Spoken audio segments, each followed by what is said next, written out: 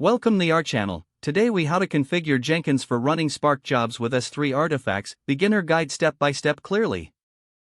To configure Jenkins for running Spark jobs with S3 artifacts, start by ensuring that you have Jenkins installed and running on your server. Log into the Jenkins dashboard using your web browser.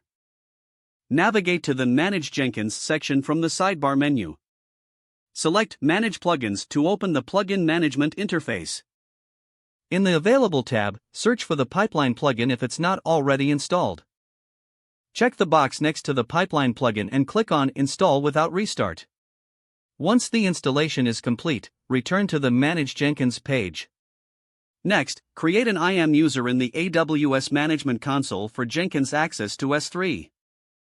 Assign the necessary permissions to the IAM user for S3 bucket operations. Generate access keys for the IAM user and note the access key ID and secret access key.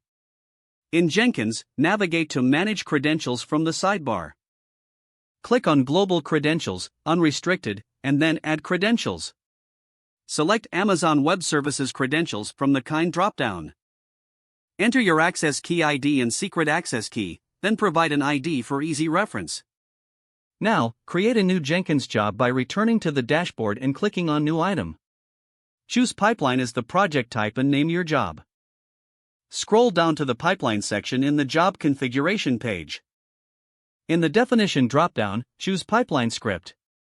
Write your pipeline script, ensuring to include stages for both building and executing your Spark. In the script, use the sh step to invoke Spark Submit commands that will run your Spark jobs.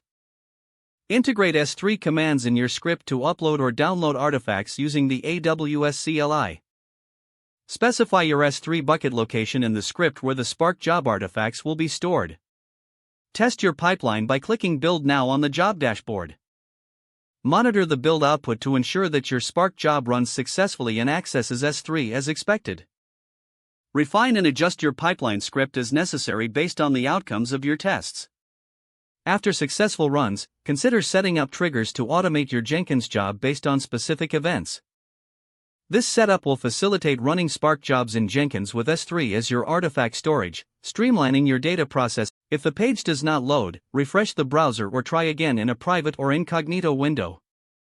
Make sure you are using the correct email address, then retype it carefully to avoid small typos. If your password is not accepted, use the reset option and create a new strong password you can remember. Check your spam folder for verification or security emails, then complete any requested confirmation steps. Enable two-factor authentication if available to improve account security and reduce unauthorized access risk.